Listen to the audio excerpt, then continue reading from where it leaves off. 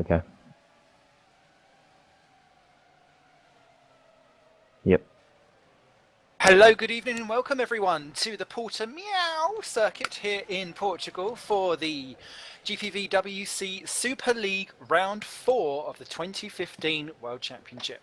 My name is Simon Smith, and joining me tonight is Ollie Woods in commentary numero alongside runner-up position. Whatever, I don't know what that. There was words coming out the mouth. But Numero they came dos, out anyway. you're thinking. I think.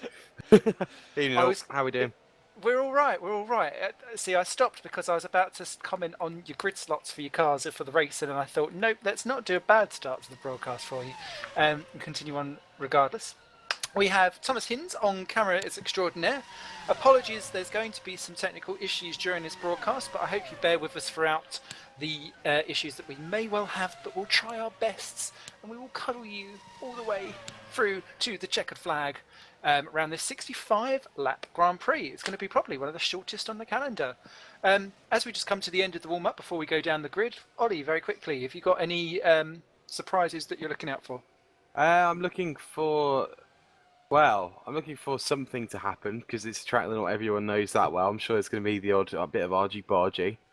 I reckon that, I know Norwegian have been kind of dominant in places, but I reckon they're going to possibly spring a surprise here if young Mr. Cooper doesn't as well. He's looking pretty good. Yeah, there's a lot of reserve drivers in, so I think it'll be the usual kind of people we know that are quite good will probably be at the top. So not too many surprises, but we'll soon find out, won't we? Definitely. The top 24 on the grid covered by 1.8 seconds around this very tight, well, it's not tight, but it's a twisty circuit, plenty of undulation around this track. We was going to do a pre-quiz, actually, where I was going to make lots of meow jokes and flummox everyone around this 2.9-mile circuit, but we can leave that for between the end of the race and when the drivers troll in for their interviews. Attention grid, will all non-essential personnel leave the grid now. Clear off the grid, you lot. 65 laps of high-octane action about to take place around this Portuguese circuit. Now, it was an absolute torrent, not motorsports, but a torrent of rain that came down on a Tuesday Formula Challenge race, where I practically got out my little armbands and floated around the circuit. Wednesday saw a half and half, a bit like a Neapolitan ice cream. Tonight, it seems to be full on the dries, and I think the Super League teams will be very pleased with that indeed. Everyone except for Roy Schroten starting on the option tyres as Philip Pushka takes pole position in the most improved car on the grid, the Vodball Racing pole position. Alongside him, Alex Cooper for Midnight Motorsports. Third on the grid, David Fidek for Hawkeye Racing. With fourth, Sven de Vries alongside in the Target, best for Target ever, I believe. Row 3 is the All-Norge, Florian Geyer ahead of Augustin Canapino, who has a ridiculous Twitter following, may I just add. Fran Lopez in 7th position for Adonis Engineering, doing another fine job ahead of Mindegas Columbus, Top Torrent in 8th. Tom Vandervoort makes his debut for 2015 in the Midnight Motorsports. That's his first time racing since Nijo at the end of last season. And he's ahead of Lewis Redshaw, 10th in the CSG. 11th, Jordan Weeks for Target Racing, ahead of Peter Casa in 12th for Torrent, his best start for a long while. And then it's an all Red Archer VRT on row 7, with Lars Brugman making his debut ahead of Davidus Misalis in the Red Archer. Then in 15th, we've got Tom Parker in the CSG racing car. 10 place grid penalty for previous misdemeanors.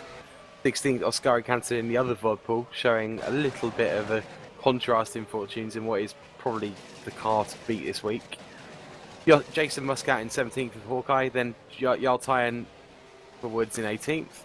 Kenny Libeer and Mikhail Tumala in 19th and 20th for Nijo.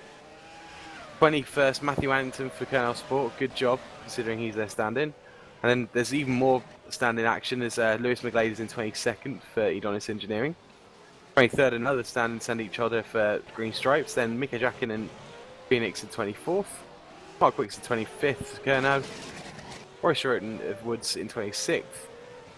Kieran Ryan 27th for Phoenix, and Ben Horrell leading up the rear in 28th.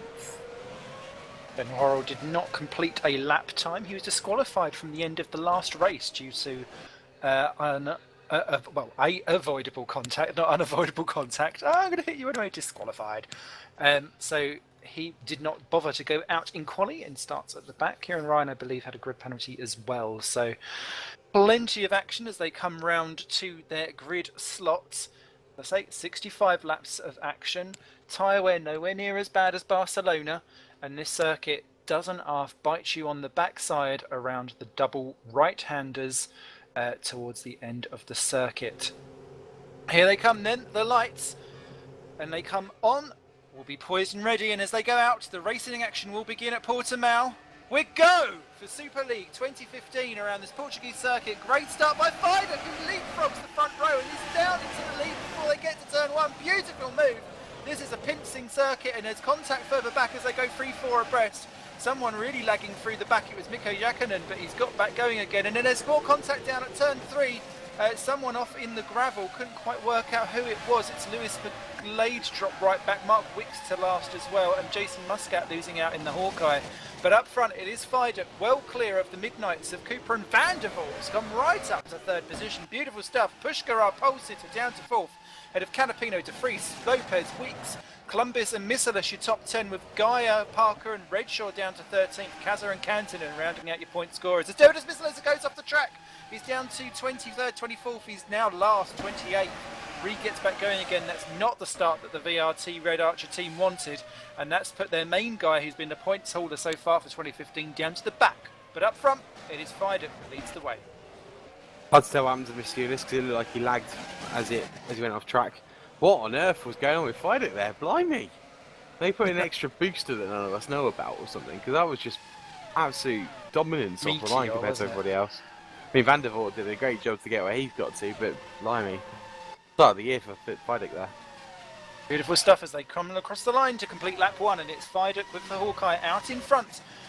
Cooper then has got Vandervoorts and Pushkars going through into turn 1. He's got out wide onto the curb. You've got to be so careful coming back on that because it's got a little ridge and it pushes you off. Canapino's going down the inside. Can he take third position? Yes, he can. A little bit of love nudge on the exit there. That's not quite the way how things are done, but you have to be angry off. And look at him covering the line in fourth position. Pushkar there trying to go down the outside.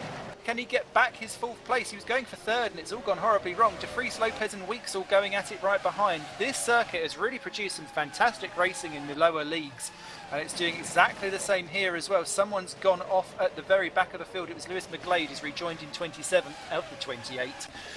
But as they continue down, the battle for 4, 5, 6 and 7. Pushkar, Canapino, De Vries and Lopez in there. 4 different teams, 4 different constructors and 4 very different drivers as Gaia, Parker and Columbus join onto the back of this. And this is going to be the way out of 65 laps will continue, because no one is letting up steam and everyone has different lines into the corners. It's something I've not seen on a racing circuit for quite some time, the different lines people are taking, and it's certainly paying off for some people. Tom Parker's off the circuit and that's 20th position, and he's rejoining right down 23rd, 24th now. So he's clearly had a bit of a wobbly moment. And Fidic still leads the way from Cooper and Vandervoort, and the rest piling behind. Yeah, it looks like Parker had a spin. There might have been a tiny bit of contact with Columbus, couldn't tell. Oh, another one's off down at turn 1. Sorry to jump in. It was Sven De Vries. He's rejoined in 5th place, but has stayed ahead of Canapino. This circuit's really good fun, but so I haven't had a chance to drive it this year as much as I'd have liked because, you know, life and not having a drive. There's some really good kind of sweeping double apexes. There's like the odd kind of hairpin. It's a nice track. It's one that's divided opinion between the various managers and drivers of Super League, but pretty good fun. Down at the very back, P23 to 28 in a line. They were 4 abreast coming into turn 5. Absolutely crazy stuff. And as they go around some of the faster corners round into Samsung they go. You've got Schroten, it's Mindergaus Columbus that's gone off the track in Torrent Motorsports. He's rejoined in 28th and last. But yeah, very little time between, as we've seen all year, between first and last. Much closer grid, and with the different ways how people were dealing with stuff, it seems to help things, so on and so forth.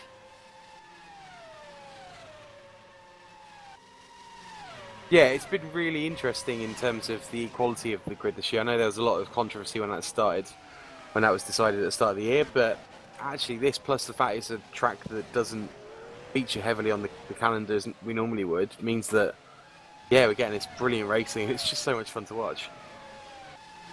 So further battle, Mika Jakkonen is our first man out. He is DNF'd, so I think that was a disconnect more than anything else. So that's our first retirement. 7th position, Gaia versus Canapino. The Nord Zone's going at it.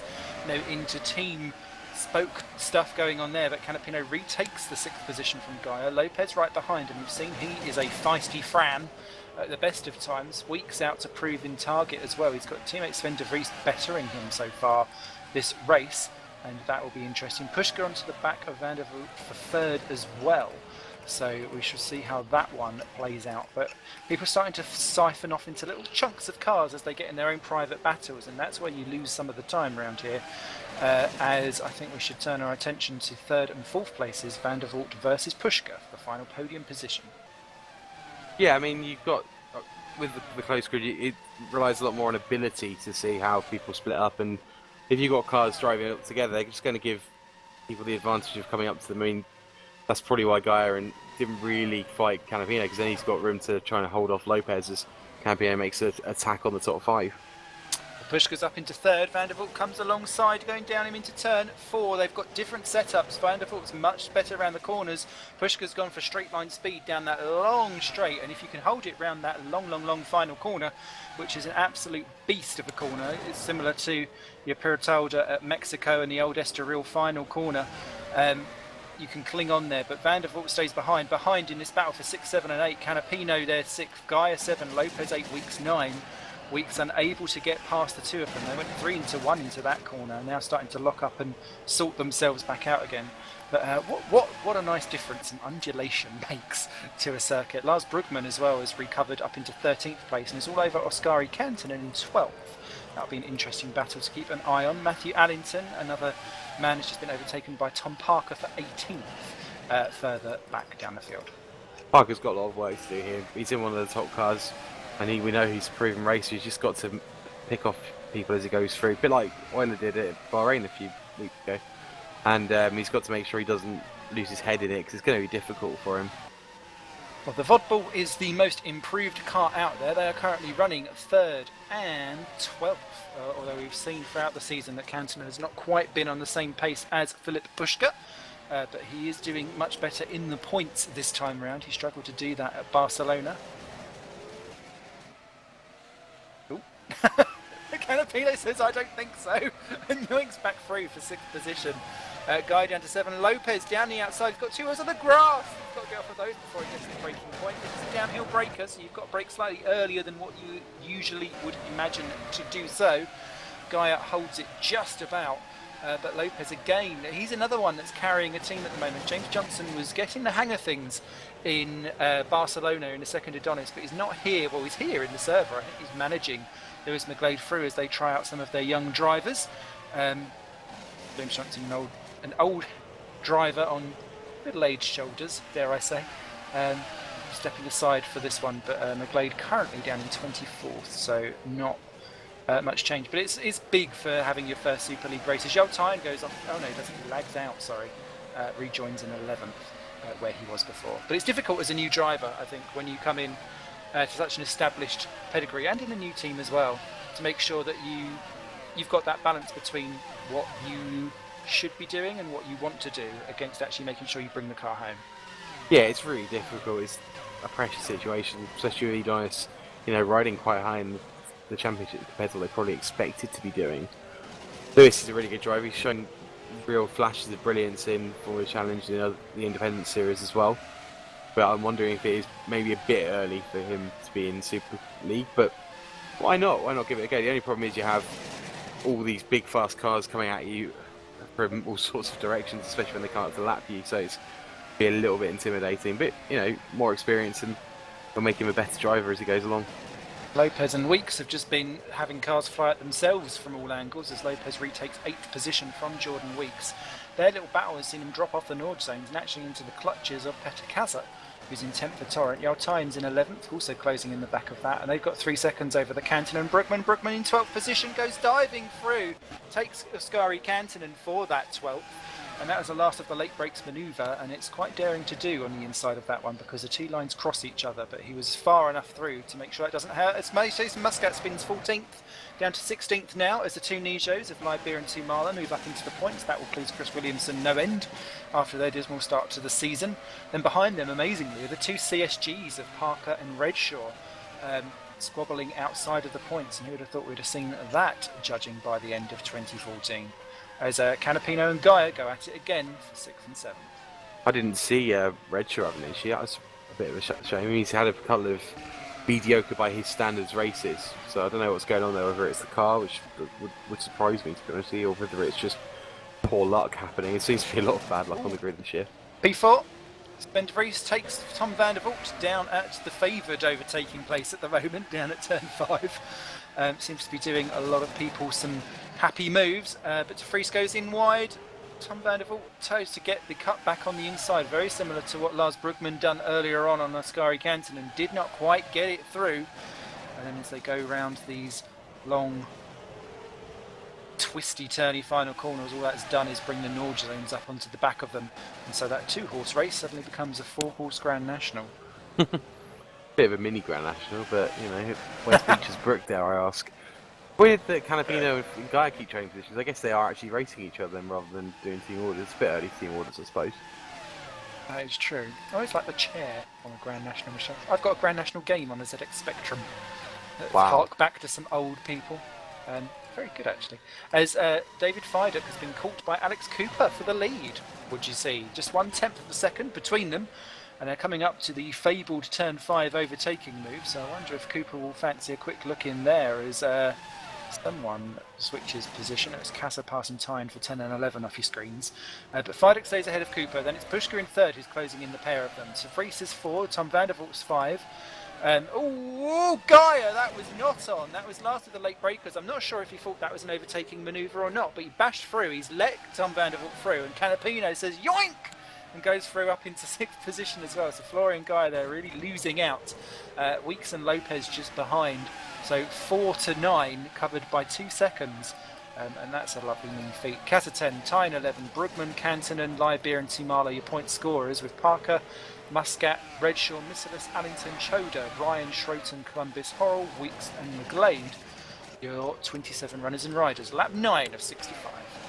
I wonder how much these undulations really are kind of forcing the cars together, because you know, we go to so many flat races or tracks where the undulations don't actually make a dent in what actually happens because they're on a straight or something like that, and now they're having to brake on unexpected angles, and that's quite something to watch.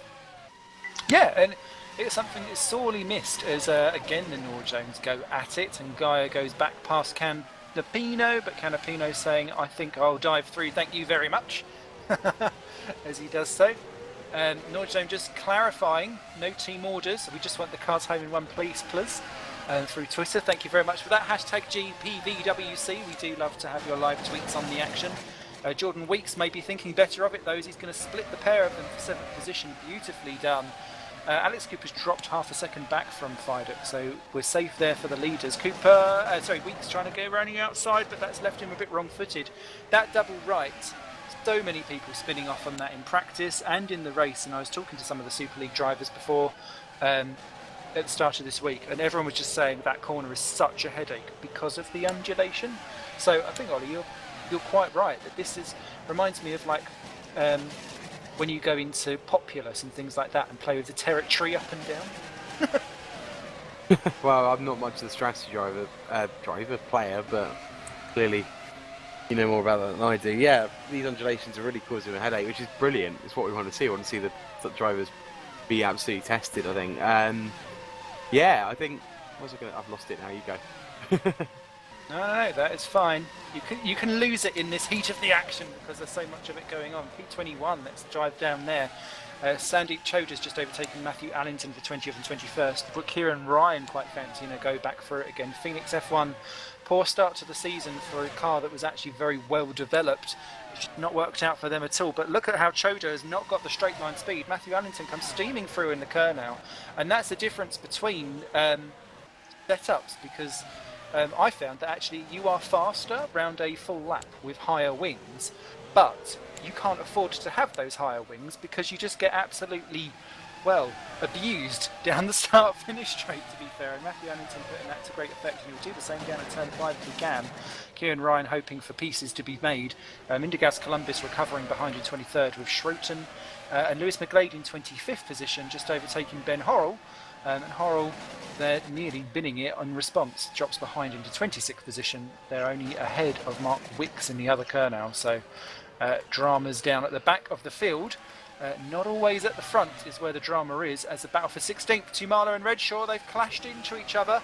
Redshaw went up the middle, Tumala gave very little room, and the two came to blows. Redshaw backs out of it, Tumala keeps 17th for now in the Nijo zone. But Muscat's already got past them, and Jason Muscat in 16th actually is about to yoink the final point away from Kenny Lybeer down the straight. Lybeer goes defensive, and well past is the Kitty Cat, and I suppose Jason Muscat has to score on Porter the Owl, doesn't he? Yes, he does, really does.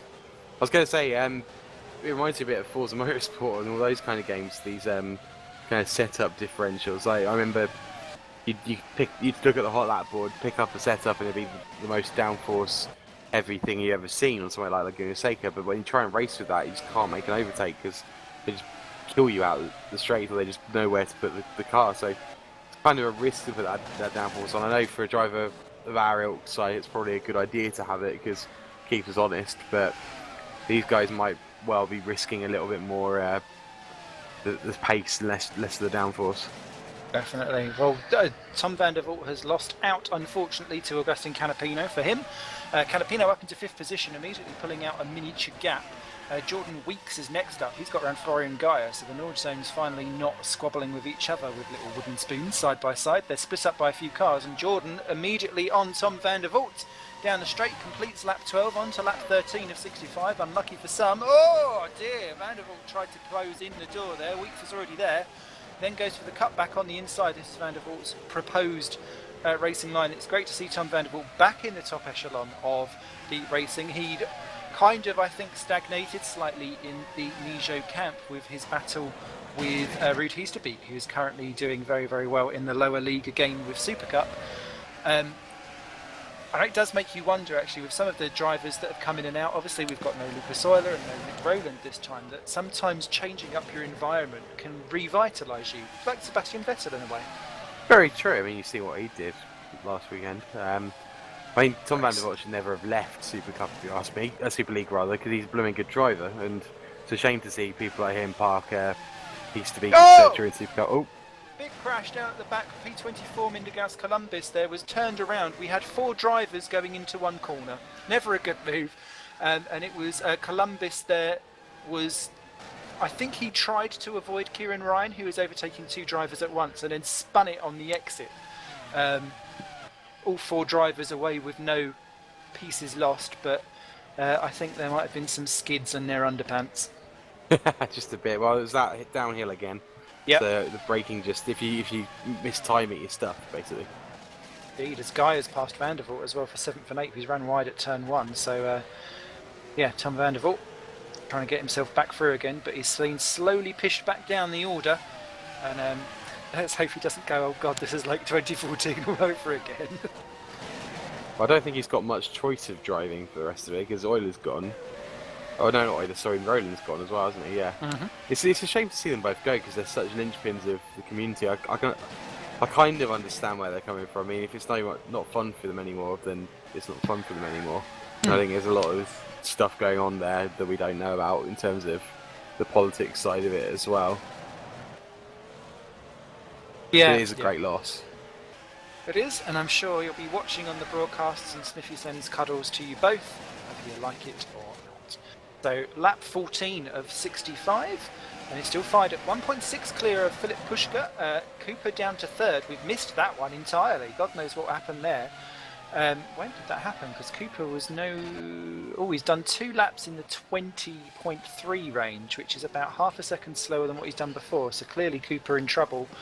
Florian Gaia in the pits, though, and he is our first man to pit from what was 9th position when he tootled in. And he is staying on the option tyres. So that to me smacks 3 stop. I think you may be right. I mean, I wasn't convinced his tyres were going to last much longer after the constant overtaking. It's the only trouble with these guys racing each other's grill for so long. Yeah. They're going to cause, lack of downforce. They're going to lose the tyre grip. You've seen it before with people like Lewis Hamilton in Formula 1. They just suddenly go off. And that's something you want to avoid when you're trying to race up the best guys. Otherwise, you end up, having to pit early. But at least he's got some clear air now, so he's got a bit of room to bang in those fast laps. Oscari Cantonen pitted that lap as well, rejoins in 21st, then proceeded to clout the inside curb at turn 1 and halt up McGlade, Clumbis and the car that's behind them, who I can't see, Ben Horrell. So a little four-way scrap at the back there, continues on. And David Fidek in this time round as well, so clearly 3 stopping is the way. Cooper in 2, Pushka continues on. Now, someone told me on Facebook that it was definitely going to be Pushka for pole, and that was early in the week. He certainly got that pole, and a lot of people were kind of thinking he could be a favourite for the win. Mark Wixon to the pits as well. He's been lapped, so clearly he's been in the wars somewhere. But Pushka, I wonder if he's going to try and extend that gap slightly. Plenty of others in the pits as well. Yeah, he's got a few laps. Well, we'll see how he does, I suppose. But he's got this lap to push as hard as he can, while the guys are, without no pun intended, by the way, while the others are trying to pit. I would put him as a favourite because he's leading the championship. Admittedly, he hasn't won a race yet, but he's been the most consistent. He's gone, was it 3-3-2 or something like that? He's gone. So he's been up consistently up there, and he's doing a great job. The Volvo team are doing a good job. They're being really aggressive with their development. Best car on the grid at the moment. Whether it's something they can keep going, we'll see. I mean, they're kind of helped by the fact they're getting payments every month now rather than at the start of the year. There's less chance of them running out of money than there might have been in previous years. A very universal credit of them.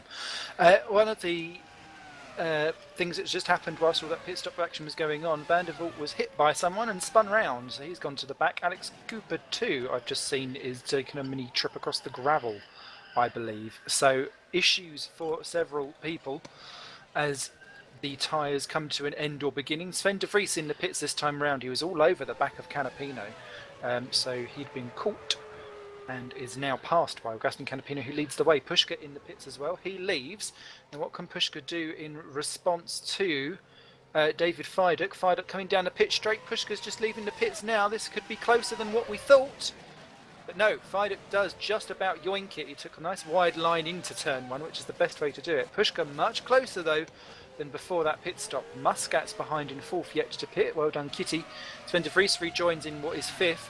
Jordan Weeks gets out ahead of Florian Geyer, just about in 6th and 7th. They're mainly side by side, nose to tail though. Kasser has got round Alex Cooper. Cooper's really lost out.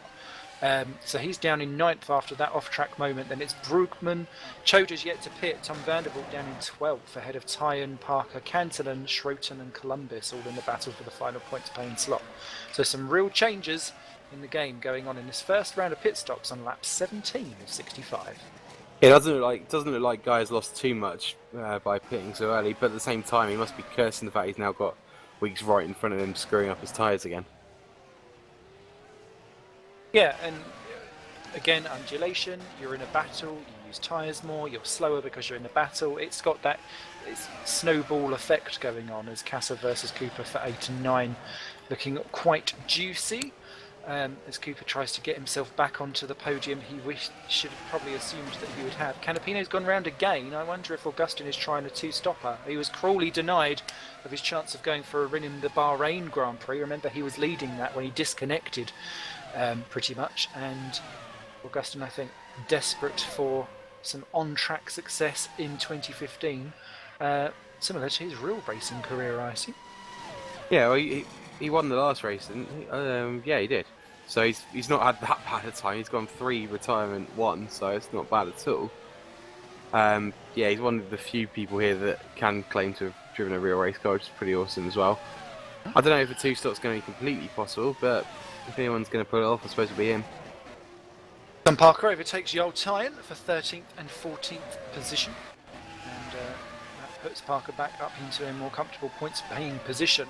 Oscari Cantonen was the odd one out in that round, along with Kenny Lybeer, who have gone for the prime tyres as their middle stint. Now, we saw this with, I think it was Columbus in the Spanish Grand Prix, where he done his stint in the middle and then had to go and overtake people towards the end, and it came a couple of laps almost too late, the advantage for him. So we'll see how that one goes. Do like a little bit of a strategy mix-up, bit like trying to cook with all of the ingredients in different orders. It keeps you guessing as to what on earth's going to happen at the end result. Yeah, it keeps us on our toes. It keeps us interested as well, which is always good. I think it's a tough one because you've got to really get it correct. Otherwise, you are going to either go too early or too late and end up messing it up. But these guys have got, a lot of them have got people in their kind of chats running them through, making sure these kind of things are carefully calculated to the last minute as Trotter goes into the pits finally. Oh! Collision into the pit lane. That was naughty. I don't quite know what happened. It was Mindergaus, Columbus and Lewis Redshaw for 19th and 20th positions. Lewis Redshaw in 20th, would you believe? And I think they were both trying to come into the pits, but Mindergaus, Columbus and Redshaw went for the pit lane together, and then Redshaw kind of swung out at the very last second. I don't know if he was trying to crowd him in there or not. It was an interesting move, and if Redshaw needs to pit next time round, he's only just pitted. It seems all a bit strange to me, that one. I hope that was just lag and it wasn't some sort of dirty trick, because that would be pretty stupid to do. I don't think that it was malicious, no matter what it was, but a bit thick, really. Well, I like a thick one, but that's enough about how I like my Savoy sausage and chips. As Canapino into the pits, then lap 19's completed, so just onto the lap 20th, which is you could make that go, and he's gone for the prime. So we'll soon find out if he's doomed to stop him, because he's going to do his chunky stint in the middle. And he rejoins in third place, well clear of Sven de Vries, Jordan Weeks and Florian Geyer. And Geyer on Weeks. Geyer goes round the outside. That straight line speed really proving an advantage here. Yeah, I didn't want to say something about that if you had the downforce it was great until you tried to overtake people and then you stuffed. Yes, I think I did. Now Geyer's got some clear air, he's got to do something with it and force his way. If he's going to go for a podium, now's the time to do it. Definitely. Another guy that's lost out is Fran Lopez. He's down in 15th place and he's just been off the track down at turn 2. He seemed to get round turn 1 and then just forget to turn for 2. He's all over the back of Cantonen, but he's really losing out. Yeah, interesting stuff. Columbus rejoined from his pit stop in 25th place, so he's really lost out too. So several drivers really not in the right positions. Lewis Redshaw just overtook Roy Schroten for 16th and 17th places, and Devidas Missalis are 2 in 18th. So slowly making his way up the order. It would be a strange day if we saw last year's champion finish a race and not actually be in the points. I think we're a fair way away from that happening, to be honest with you. He's got only 4 seconds on guys in 15th and plenty of speed to which to get them.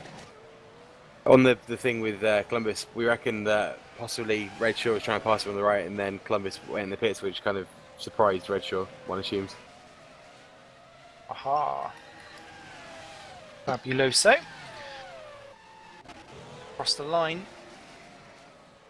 goes the battle for 10th and 11th. Tom Vandervoort versus Tom Parker. Ex-teammates in the Super Cup, the league that is very much the feeder series for the Super League. They were busy battling for what they hoped would be Drivers' Championship and Constructors' Championship, and now neither of them are racing in there, and they're both in different teams now battling for position as rivals here.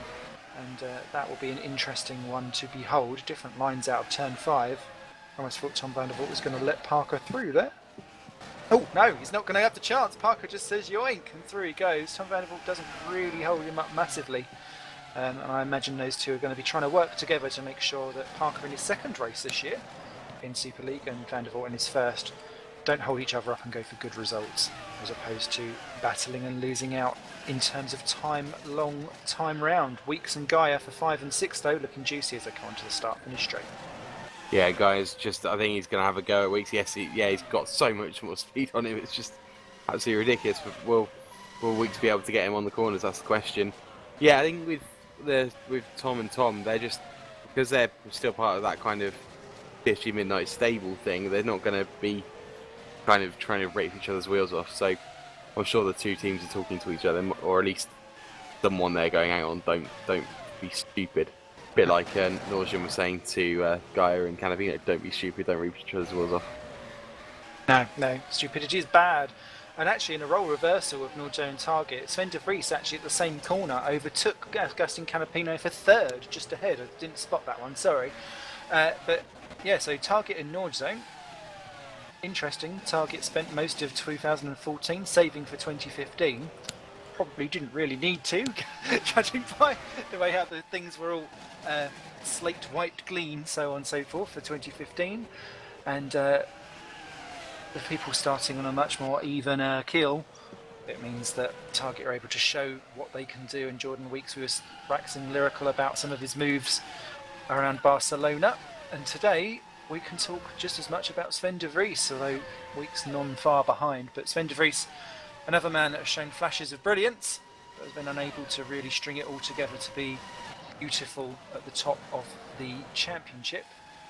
But I'm sure he would love to be at the top and not down in. Where is he? The 20th in the. Oh no, he's 20th at Spain. He's down in 29th in the championship because he's not actually come home anywhere other than 20th. So he needs to sort it out today.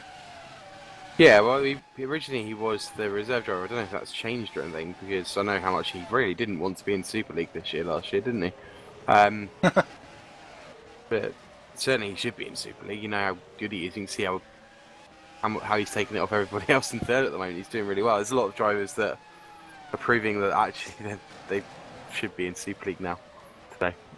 Definitely. I know sometimes it doesn't quite work out, but the battle for the lead is about to heat up. They've got Ben Horrell coming up to be lapped, but I don't think Pushka needs it as he pushes to pass down the start-finish straight. Lap 24.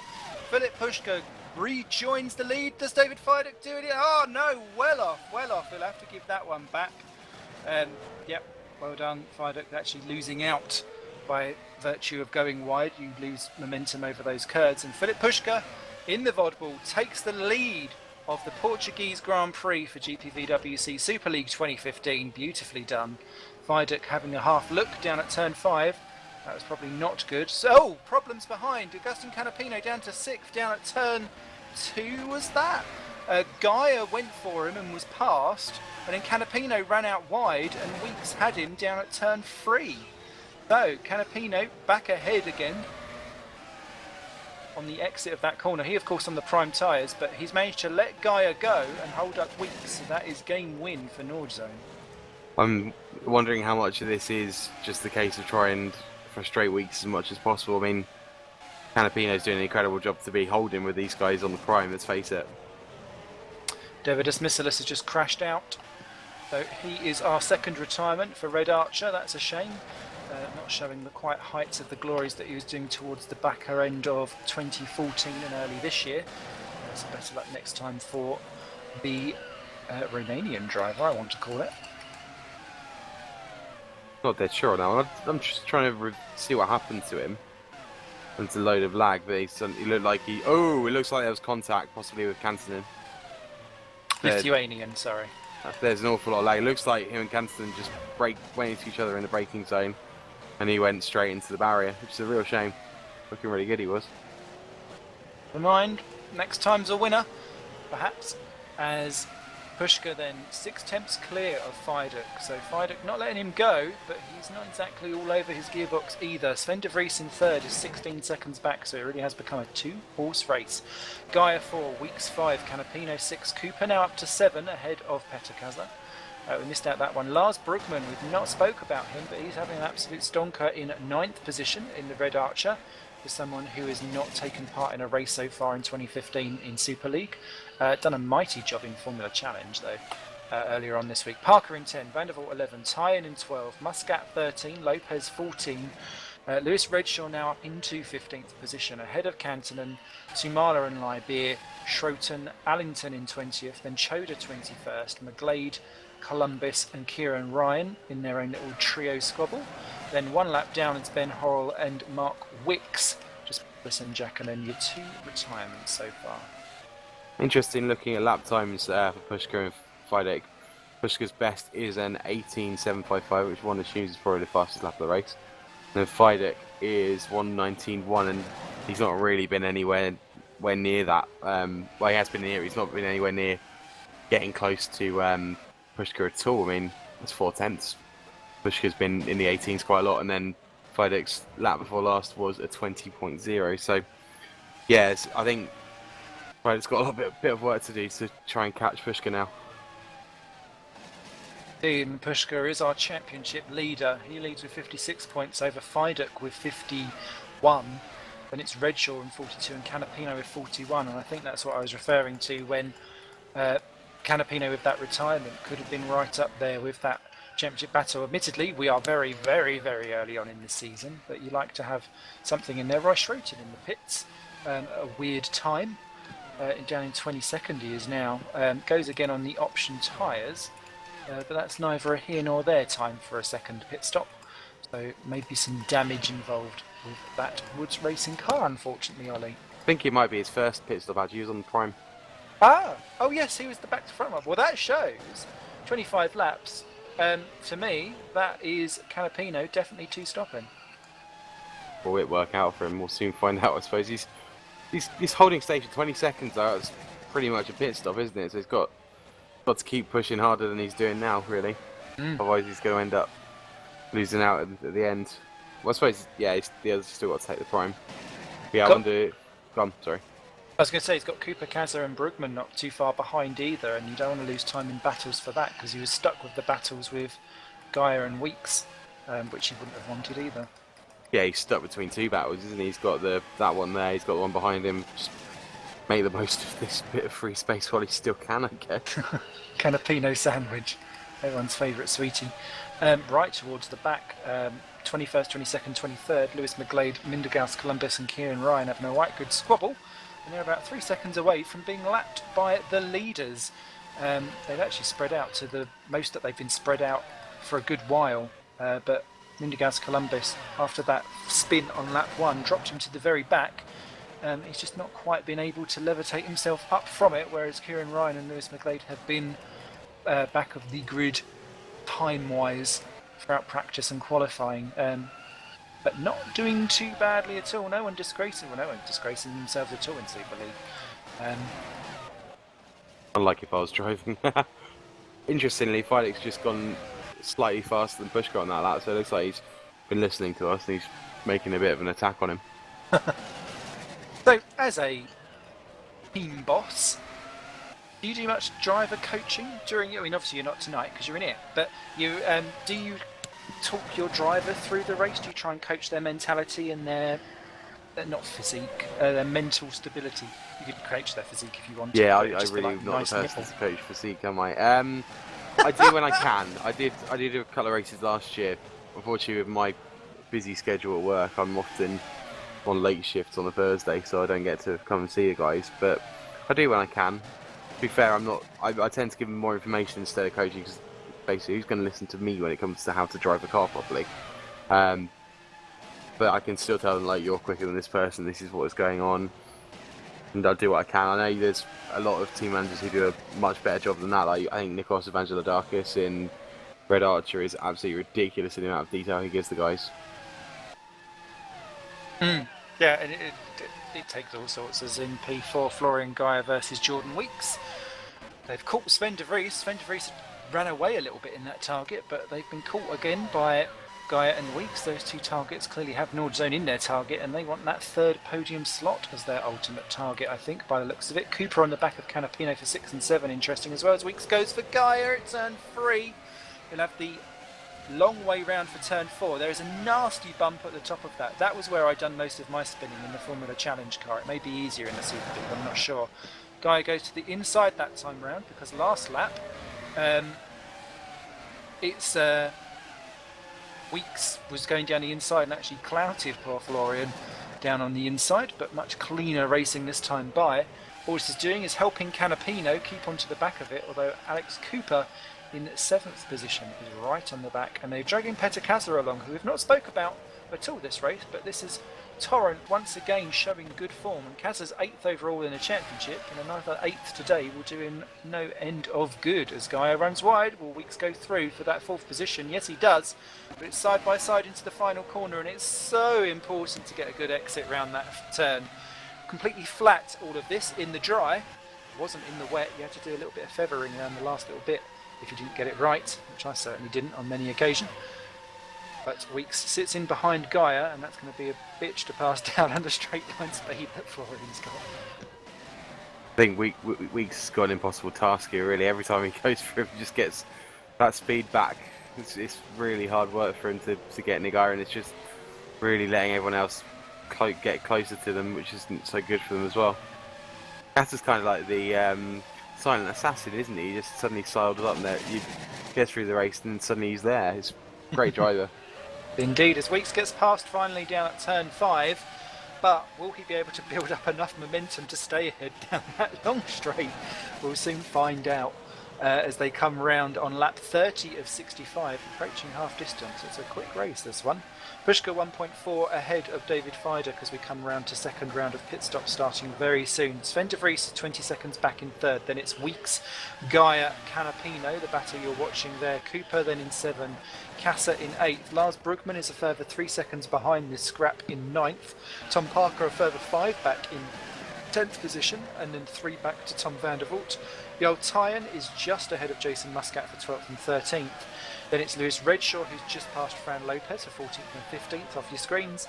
Cantonen is 16th all on his own. As in comes Florian Gaia and Alex Cooper, so that breaks up that battle quite nicely, I'd have thought, for Jordan Weeks and Augustin Canapino as well, because that gives him some clear air and less worrying for his tyres.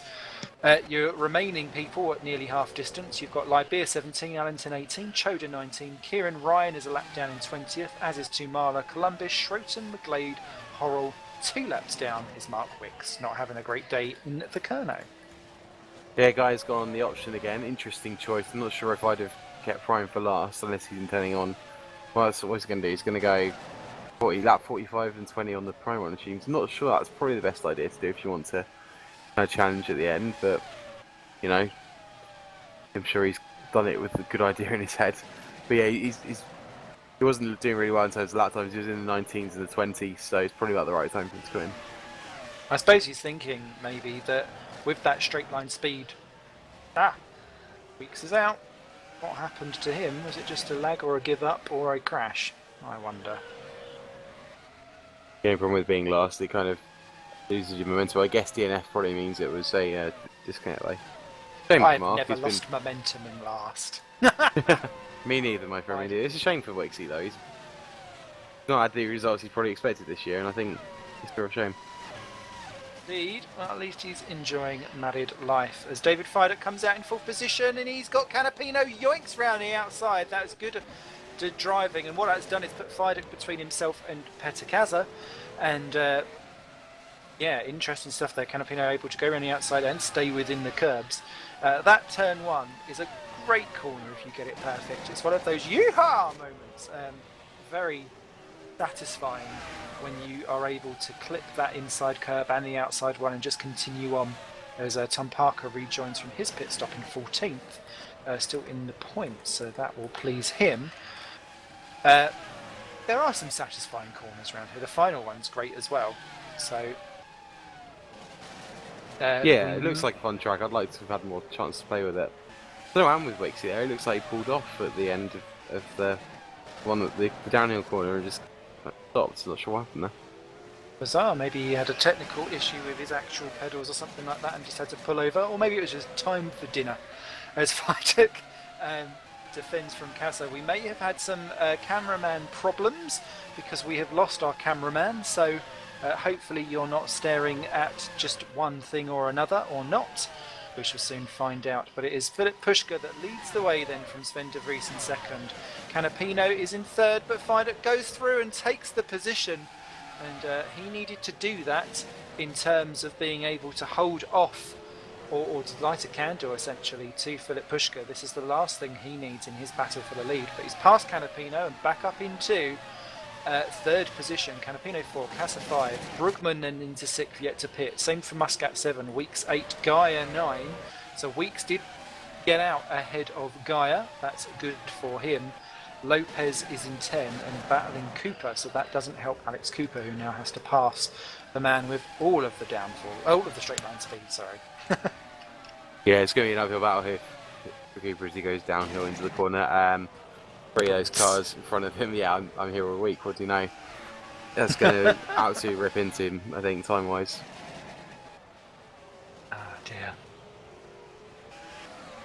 So Lopez clings on to 10th position then ahead of Alex Cooper as they go round the tighter, twistier circuits. And interesting corner lanes around this Portimao circuit as Cooper gets past Lopez. That corner that they got past him on is, strangely enough, called Portimao. Wow. So, I know, they've got some really weird ones. Although I do like that the fact that they've named a corner turn 10 after Craig Jones, which is a motorcyclist who was killed in 2010. Fran Lopez then pops into the pits from what was his 11th position. Someone else in the pits as well, it's Lars Brugman in the Red Archer VRT. He rejoins in 10th place. So that keeps him out of everyone else's battle. He's had a bit of a lonely race, but it's going to be an effective one if he can continue with that. Pushka just about 1/10 ahead of Sven de Vries, and if he can keep that car behind him, that will only help because David Fidek is a further 2 seconds back after their pit stops. Having a car in between them whilst they battle for the lead is no issue or drama at all, as Lewis Redshaw takes Kenny Lybeer for 13th place and Lybeer gets him back again. Oh, Redshaw's going to go for the cutback. All of the green cars battling each other, CSG versus Nijo. Lewis Redshaw is going to get 13th, I think, in the long run. There's a bit of contact there. I thought I saw a bit of contact from Lybeer trying to go around the outside, which is never going to happen on that corner at all.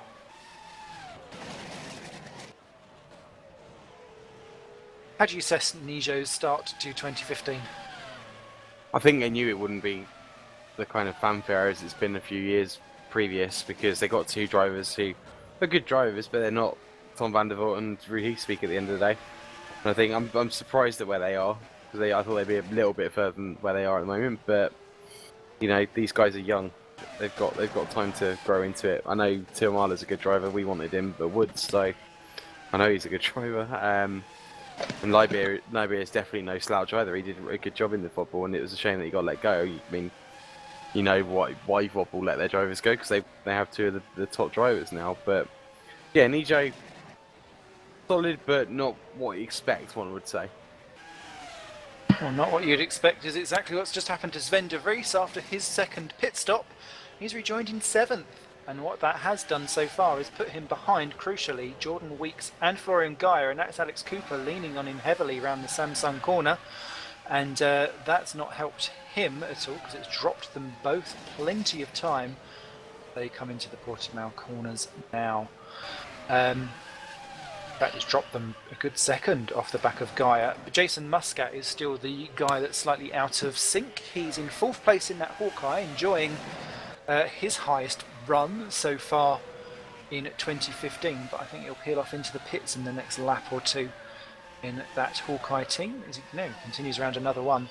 But again, Jason up against world champion David Fidek. That's not going to happen. I just realised I called Lewis Redshaw our world champion earlier on. But that it'll go to his head. And no one picked me up on it. I'm so sorry. It was Fidek that won. I'm having a Murray moment. Oh, that's controversial. That is. They would be happy that you said that. Someone just sling the mud at me now. Well, if Because you my are so name will nice, be then. it. There's Lybeer Pitts actually from 15th place. That was the old tie-in. But it's fine. Don't worry, Ollie. It's fine. He's on the track. It's good. Good. Keep calm. Keep calm. As long as he's there somewhere, that's fine. Preferably in a top 15 for you. Oh dear, it's been a tough one for us.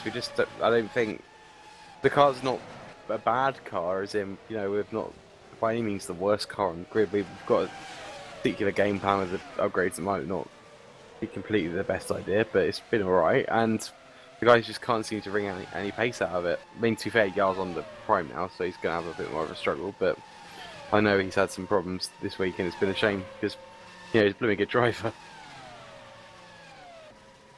Well, your other man, Roy Strayton, just getting lapped for the first time by our leader, Philip Pushka. He's battling, though, with his teammate, Oskari Kantonen, who is being lapped again. As someone that often gets lapped by their teammates, it's never a good thing when that happens. And a lot of people rate Oskari Kantonen.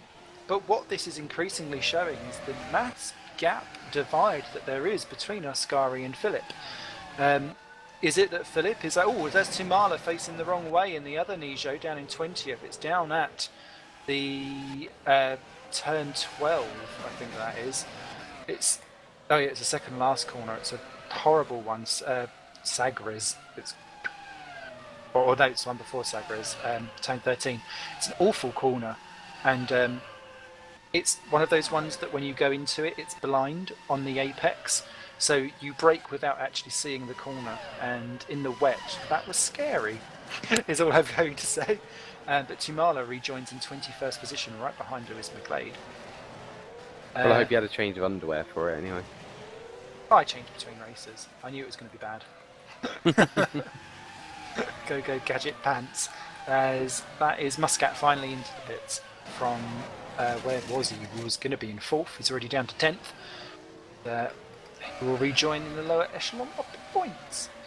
So, as a Woods man, obviously, full of wood, what are your goals for the rest of this year now that you can kind of see roughly where things are playing out? Well, a top 10 at some point would be nice because we're capable of it. Totally capable of it. I don't know. What, overall throughout the year? Or? A top 10 finish would be nice. I think in terms of where we end up, God knows. I don't want to put a number on it yet because I just want to do better than last year because last year was crap. 10th at the minute. It's not bad. It's not good though. You know, we're going to be picking up the scraps for the moment, and that's fine. But I think we can do better than we're doing. It's just we've had such rotten luck. You know, Jarl's had a disconnect. He's had a lag issue that sent him to the back of the grid, Australia, and he's had an issue with some reason the game set it giving him pit stops for fuel as well as tyres when you can't fuel up the car in Superleague. So yeah, it's been interesting. I think, you know, Roy's doing the best he can as well. It's a tough year for everybody. I mean, it's such a tough field, so anywhere in top 10 would be nice, but I'd like to be pushing a bit further. Indeed, pushing further is exactly what Sven de Vries is doing on Petacasa for 6th and 7th position. Torrent versus Target. Just whilst we watch that, there are two teams that have yet to actually score this year, Kernow and Green Stripes. And Green Stripes have got by far the most underdeveloped car on the grid. And it really has shown, essentially. And today we've got Sandeep Chodra and Ben Horrell doing their best with the car. Sandeep has been kicking around at the lower end of the rest of the field. Ben Horrell's kind of been stuck on his own at the back with Kieran Ryan and Mark Wicks whilst he was running. So Sandeep trying to pull some stops out of the bag. A lot of people have a lot of respect for Mr. Chodra. I'm one of them. He was very gracious enough to help me out with some driving lines in practice, which I think is always very good when you see someone from the community happily giving back to someone else. So I doff my cap to you, sir, and let's see how he gets on in the future. But that Green Stripes car is so far behind everyone else, it makes you one. It's going to be a driver that drags that into the points, not the actual car itself, that's deserving of it. Whereas Kernow, it just hasn't really pulled together at all for them anywhere. I think Kernow, to be fair to them, are on an uphill battle because of what happened last year. You know, they've got no money whatsoever because of the issues that happened due to Crevda not really getting any people in last year onto their engine, which left them, you know, having to give up any idea of racing in the last couple of races. They just lost the money and development. Admittedly, their driver lineup isn't the most stellar. I mean, Wixie, we know, can on his day hold it up to the rest of them, but it's not his day at the moment. And Allington is a Formula Challenge driver at the end of the day. But he does come with, well, he used to come with Milka sponsorship. Oh, Lewis McGlade pins it at the final corner, right in front of Matthew Allington. That was 22nd, 23rd he's down to now.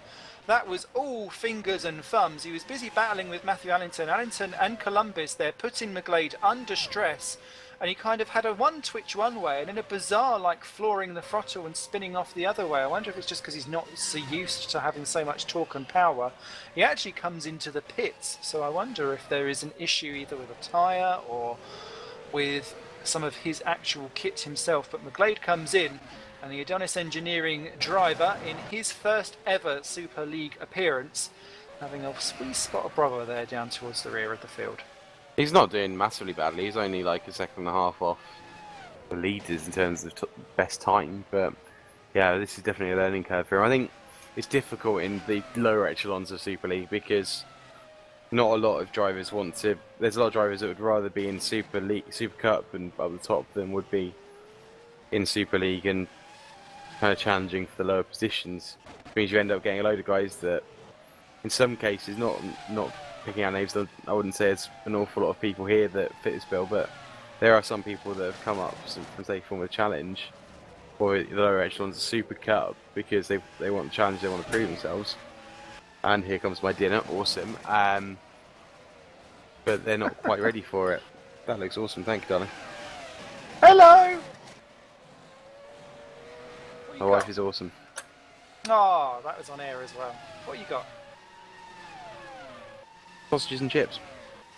Oh, And such a British person. that feels really spicy. Sorry, You that put was my Tabasco sausage. sauce on that, darling. Yeah, proper British food, very nice. Oh, I did I tell would enjoy Rosie this. to add some of my special ingredients to it, so don't be Oh, surprised if it tastes slightly more spicier and hot than usual. I was thinking more salty for your gentleman's relish. Well, watch that little pot of mayo on the side. As Petikaza in 6th position, Simracing 7 continue to go at it. Pushka then leads the way, lap 42 of 65. Gentleman's relish. I don't think I've had any gentleman that's given me relish in that way. David Friedek in 2nd position. My mind has wandered though. Canapino in 3rd position for Nordzone ahead of Golden Week's 4th for Target. 5th is Florian Guy in the other Nordzone. 6th Petikaza for Torrent Motorsports. 7 Sven de Vries for Target Racing. 8th is Lars Brugman for Red Archer VRT. 9 is CSG's Racing Tom Parker. And who would have thought he would be busy some 11 seconds ahead of his teammate. In between them, in fact, it's a little bit of a CSG Midnight Motorsports collision of clashing. Alex Cooper recovering from his earlier spin in 10th position. Tom Vandervoort from his spin is down in 11th. Lewis Redshaw from his spin, I was looking through his lap times and there was a slow one on lap 4. He's down in 12th place.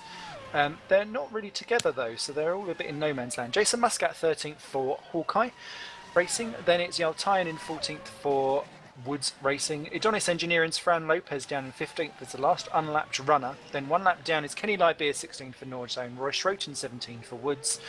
Nijo's Mikhail Timala in 18th position, ahead of Mindegas Columbus 19th for Torrent. Oskari Kantonen 20th for Vodball. It does make you wonder what he needs to do to get up the grid. Matthew Allington 21st for Kerno. 22nd Sandeep Choda for Green Stripes, just ahead of Kieran Ryan. 23rd for Phoenix F1. Lewis McGlade is going again in 24th for Adonis. And Ben Horrell is last in the Green Stripes Racing, 25th position. And I haven't seen any of his dodgy actions from last time to get him disqualified, so it may actually count this time by. I think I missed that all from last time, didn't I? But it's good that he's here at least, and he's not got any other cars near him, I suppose, so that kind of stops him from wanting to do anything. It's interesting that loads of the teams have got like one car doing pretty good and then one nowhere. Like, for example, you've got Vodball, Hawkeye doing alright, I suppose they've got 2 and 13. I mean, the most consistent team's Norwegian at the moment, 3 and 5, that's doing pretty well. Then you've got teams like, yeah, it's interesting that there's almost a clear team leader. It's like they've kind of splashed out on one guy and then gone, oh, I kind of need a second driver to go with this guy as well, don't I? Bit of a Formula 1 epidemic going on with the old budgetaroos. I suppose, bringing back onto that point and your earlier point as well as you chow down on your saucisson. Oh, sorry, was it that obvious? There's nice. It gives me thoughts and images. It's kind of one of our big selling points of GPVWC is the fact that this isn't a static, everyone gets a standard car series. You have the development race, which is currently being won by Vodball, followed by Noorzone in second, and then Torrent Motorsports actually is now the third most developed car, just ahead of Midnight, and then Target and CSG, and then there's a gap back to the rest of the field, which starts off surprisingly with Kerno. And if you have the point, it's probably not something that we should be answering today, but if you have the point where drivers are not wanting to promote to become the back of a non-formula grid, and the racing gets so spread out and so on and so forth, what do you do? Does it then become a standardized grid? Do you lose that aspect of it? Is that what it should always be? And I suppose a question going forward for GPVWC is, where do you want the line of upgrades to really be drawn, and how effective and how much of an impact do you want that in the races themselves? And I think every league goes through its little transition, and I think we're transitioning right now, and that's not part of a transsexual speak, as Peter Kaza nearly loses it in 6th position, coming out of Samsung, and Ben De Vries now right on his tail. De Vries has been threatening that position for quite some time, yet to get by. I think it was the right thing to do what they did this year and kind of. Well, I want to say there's a word that starts homologize. There's something like that. I can't ever say. I tried to say it. That's the one. Because it's kept things interesting. I mean, look at this. Look at some of the battles we've had today. But the trouble is that you're always going to have someone who's at the bottom. It's this, not the circle of life. It's just the thing. If you've got a list of people, someone's going to have to be at the bottom. It's just the way it goes, sadly. People kind of need to understand that. I can understand it's demoralising. It's blooming demoralising for me sometimes, standing at the back of the track, but, you know, someone has to be there. It gives you more of an idea of going up the grid. It gives you more to aim for than the guys that are at the front, if you ask me. Well, I think we've just been answered the question on Augustin Canapino. He's gone into the pits and has come back out on the primes again. So he will not be pitting. Gives him 20 laps again on the primes. He's down in 9th position though, and I'm not sure if that is the right final tyre to go on. No, Maybe I think you're right. It. I guess it's kind of forced if he had to pit now rather than pitting 5 laps. If he had another 5 on it, he could have made it to the end on an option set. But let's see, it's about 17, 18 seconds in the pits, extra lap, so maybe 20-ish. So after 20 seconds, that puts him 3rd at least. So maybe he's just gone, sod it, I'm going 3rd instead of winning. But then he's on the prime, so he's going to lose time to the guys that are still on option. But that said, there are still a lot of guys yet to use the prime. Definitely, so it may well itself back out again for Augustin's favour. At least he's got plenty of gap before, and in fact Cooper's the next man behind him, and he's just popped into the pits himself in the Midnight Motorsports car, heavy on the brakes. I hope he's not got himself a speeding penalty. There's Smithy by cursing everyone that's out there at the time. So the final round of stops starting to come into effect. Still have 25 drivers, runners and riders on the track, of which 14 of them are still in the lead lap. Yaltayan, the last of them, just a second behind Lewis Redshaw.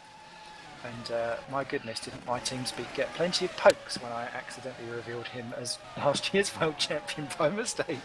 Were they all from CSG Midnight by any chance? No, they weren't, surprisingly. So, yes, clearly an interesting one. All I can say is that I suppose he did win the Fair Play Award.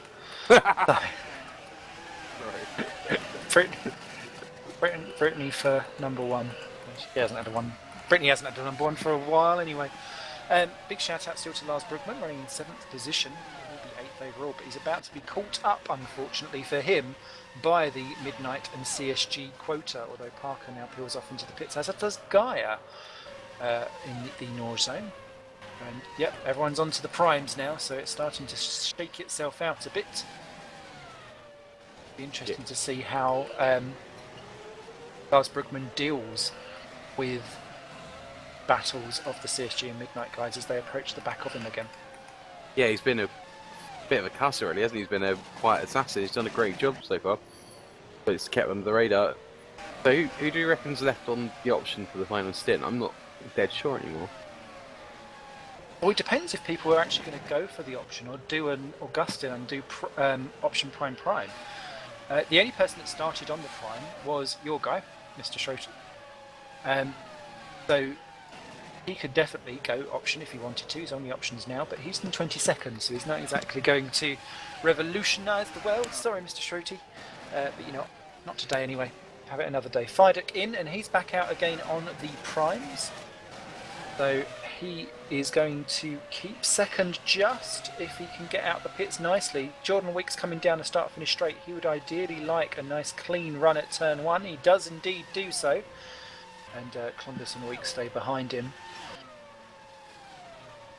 I think it's very open game as to who's actually going to go option and who's going to go prime. I think you might be right. I mean, we've got Fidek left on it. Has done what? Been on option all the way through, hasn't he? Done a 1:17.9 now. Blimey, running away with it somewhat.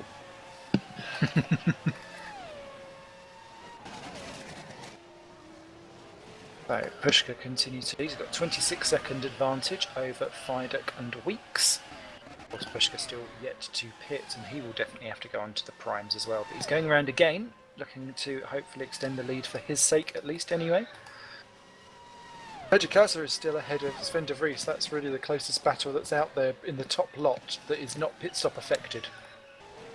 So we'll keep an eye on that one. Currently battling over 4th and 5th position. Although Sven de Vries has dropped off the back of Kassa for the last couple of corners, and Lars Brugman has joined onto the back of them. So I wonder if they've been so busy battling each other that they've kind of lost time, and Lars is sitting there quietly clutching at his fingers going wah, wah, wah, wah, wah. $1 million. Yeah, sounds like it, doesn't it? Oh, there goes Brugman into the pits, so maybe not. Oh, Machiavellian laugh. Could be the one of those I'll undercut you, mate. Could well be. Van der Vault's in as well.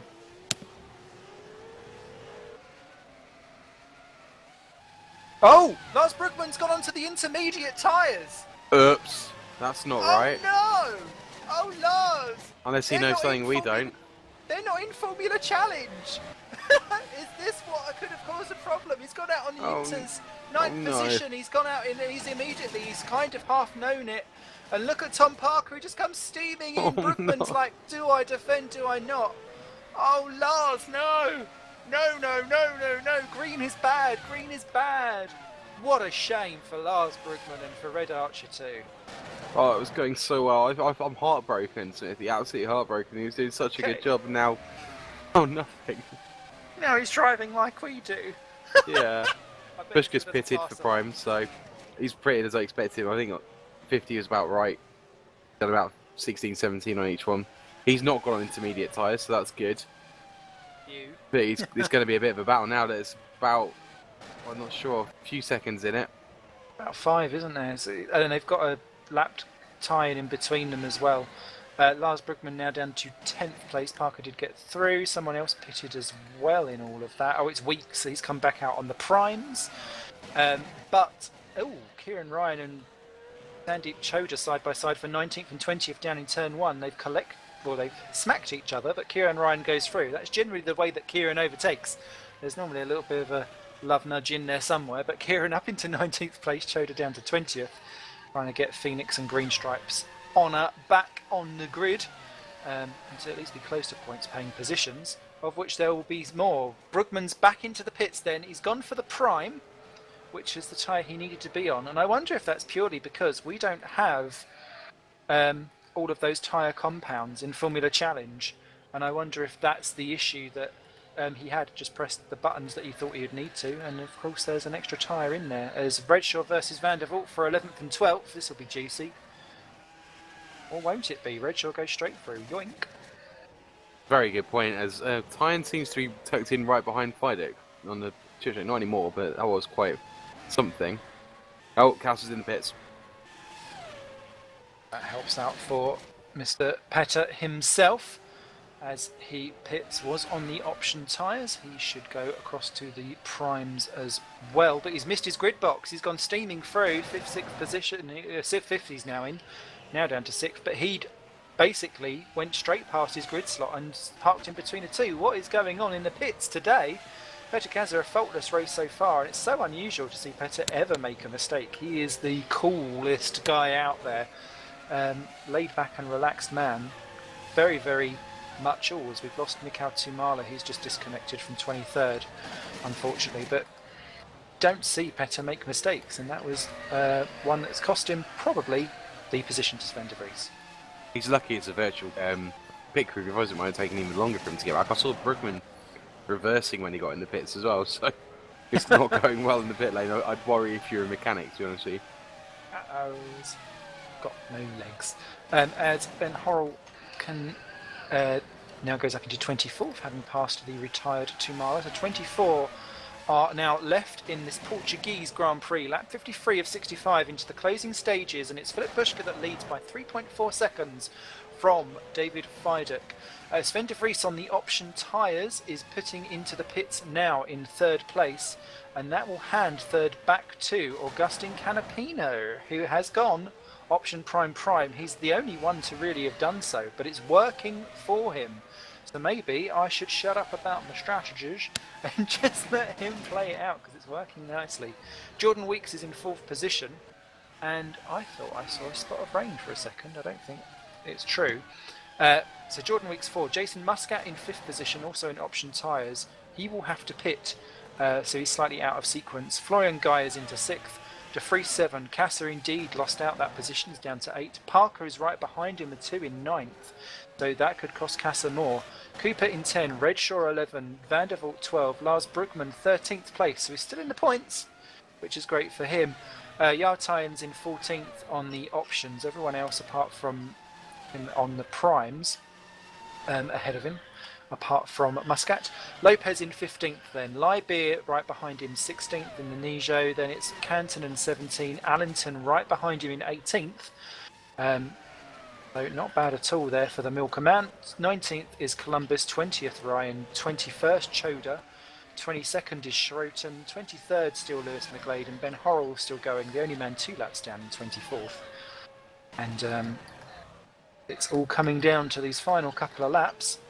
Well, I'd say our first race round Portimao has been quite eventful as Canton in pits. I've really enjoyed it. It's been full of action, full of overtaking, full of mistakes, which is what you want to see them do, because then it kind of spices it up a bit, I suppose. So they don't really want you to make mistakes, but sod it. Yeah, I think Canapino was the right strategy to make. Just whether it was the right strategy to win the race is kind of debatable. I don't think. I might have been that when they had that kind of issue where they were all in the traffic, it might have been decided actually let's just change up and go for 3rd because we're not going to win this one. What's been spicier, your sausage or the Portimao Grand Prix? I'll go with the Grand Prix. So I still don't know why this ketchup is hurting my mouth. I'm wondering if she's put Vasco in or something. Well, I think she's probably laced it with laxatives to then have a wicked way with you later. Lovely. Oops. If I run off, you know what's happened. Mikhail Tumala apparently had a PC issue and decided to park it at risk of hurting anyone else out there on track. So good thinking there, Tumala, putting the rest of everyone else ahead of your own needs. So thank you very much to Mikhail there, who became our 4th retirement of the evening. A much lower retirement rate than I actually thought we would have. I thought there would be cars off left, right and centre. So There's still well time. There is indeed. I tell you what I keep seeing is, I don't know if it's just because it's becoming overcast, but the sky looks a bit darker to me, and so does some of the track. It's not raining though.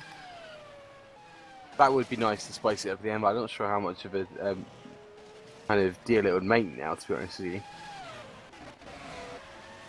We will see. Muscat has not pitted still, and is still running in 5th position. Is he going to do some weird coup on strategy?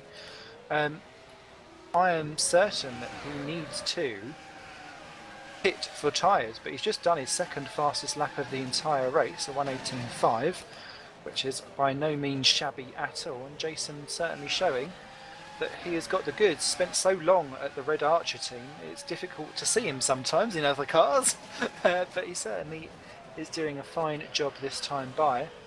And just to ruin Cantonen's race even further, whilst his teammate is winning, he's now down in 21st. He's not even in the top 20. So questions to be answered there for Ascari Cantonen.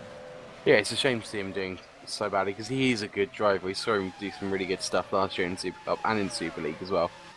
I mean, it can't be easy having someone like Pushka who is like a machine as your teammate, but I think he'd be learning from him. I don't know. Something for the Volvo to sort out, I guess. I hope they won't go the route of he's not doing very well, fire him, because that's not the way forward. Slightest, I think there's definitely potential there to do better than he's doing. Very good job from Muscat, by the way. He's like only half a second off what Pushka's been doing for most of the race, so great job over there. Last pitted on lap 38, so yeah, he's going to have to go at some point with things on options, for goodness sake. Yeah, and making those options last like that, too. Helping Benson him Button-esque. Yes. Well, we did say at Porter Meow that the Muscat needs to score, and it looks like touch wood. Touch your saucisson. You'll be okay for that. Now,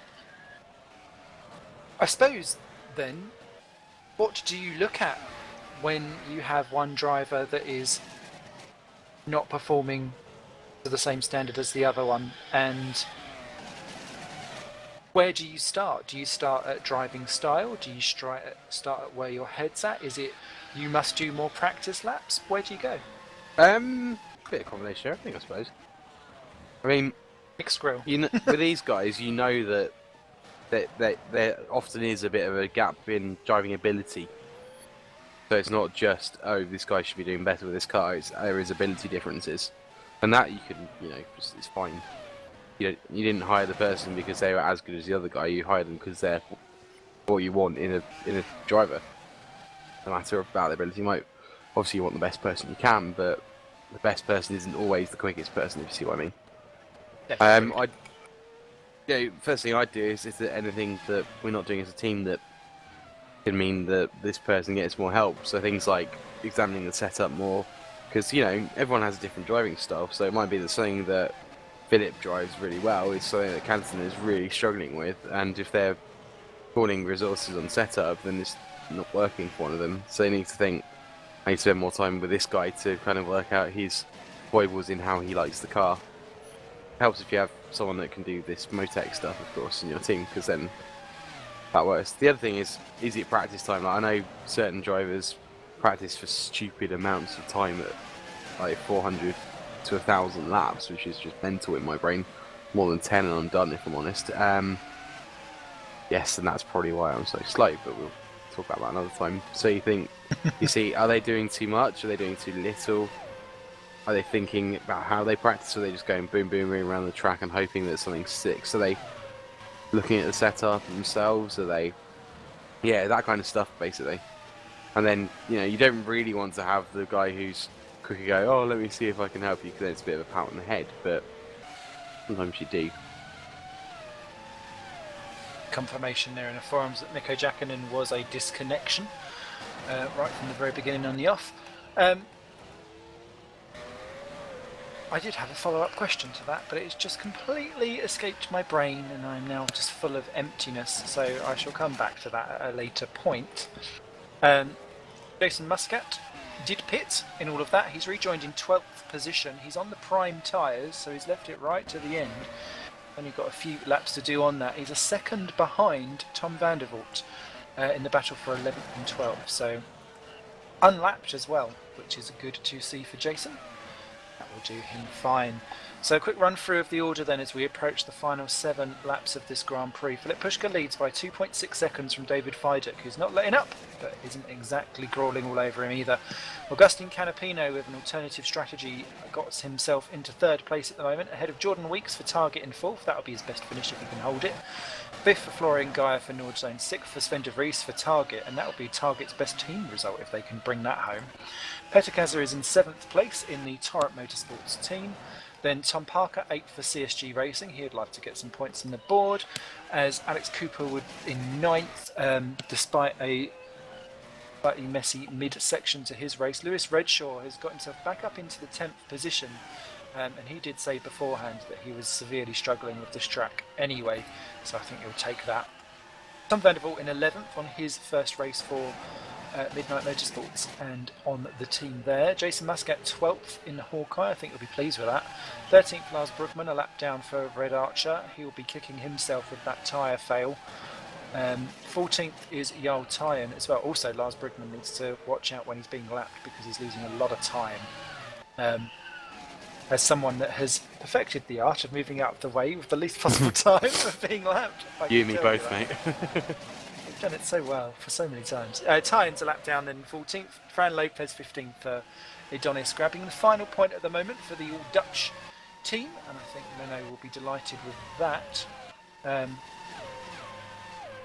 Kenny Lybeer is then behind them, followed by Mindergaus Columbus for Torrent, Bryce Schoten for Woods, Oskari Kantonen for Vodbull, Kieran Ryan, Matthew Annington, Choda, McGlade and Horrell. With McGlade and Horrell both 2 laps down to everyone else's 1. What's your surprises? Surprises. That a 2-stop can work really nicely compared to the rest of them. That's a bit of a surprise. Surprised that Redshaw and Parker both managed to have offs. That's something that's becoming a bit too regular for CSG. Surprised that those guys. I mean, it doesn't help that they've probably got a bit of a target on their back. Target. Surprised that Brugman doing so well until that unfortunate error. I'm surprised that Lopez is down in 15th actually because he did so well in the last race. Yeah. I will echo that one with Lopez, especially when he was battling in the top lot earlier on. Feels like we've missed something that may have happened, but the fact that he's not been able to catch it back up again is just as telling. For me, I think PSG, what can they now do, considering that Lucas Euler has now left the team and the amount of money that they will have spent on him to get him in? What does that do for their future hopes? And is this 8th and 10th really now what they're going to be expecting? At Midnight, the same with Nick Rowland. I'm sure he costed a fair fortune, and now with Tom Vandervoort, that's more money down the drain for that team. So they're really in a... do they start calling 2015 a year of transition, or are they still going to make a fight for it? Elsewhere, Vodbull, the sheer gap for me between Pushka and Kantonen, and how that needs to be addressed one way or another. But the fact that Pushka, our championship leader, is looking like taking another win is good for him, considering he's not actually got a win this year. So it is Mr. Consistency all over again, and that's what won Freiburg the championship last time by. But Mr. Consistency himself is right behind in second, so it's tantalising there. Target doing very well with 4th and 6th for me. I think great surprise. Well, not surprise, but it's a confirmation of intent that we saw in Barcelona. And for me, I think also Kerno needs to step it up a smidgy bit, because I didn't realise how developed their car was compared to some of the guys that they're battling around them. Yeah, that's a fair point. Actually, in terms of Midnight and CSG, I think they managed to find that little loophole that meant they could sign everyone as a reserve, which was blooming cheeky if you ask me, frankly. But they got away with it until it was amended. So I'm wondering how much they've actually lost on that one. I don't know. I purposely try and stay away from the politics so that I can be as impartial as possible. So I shall just casually observe that one. Fair enough. I have to have 2 hats, really, don't I? Yes, let's not be controversial on the broadcast until at least I rip out a sausage on air and and find out that it's actually the one that you just scoffed. Ah! Talking about puppies, hello dog. My dog Oscar's turned up, so clearly he must be near the end of the race. I haven't got my puppies out. You hear a woofing, that's what's happened. Apologies. I do like a woofter. So we have 3 laps left to go. Mr. Pushka now to 1.9 clear, so I don't know if Freiburg is trying to do the final push. They've had some lap traffic to get round, so that may well affect things. I think it's worthwhile also noting that the second worst car is the Adonis car. So is it that Lopez has been punching well above his weight, which I think the answer to that very sincerely is hell yeah.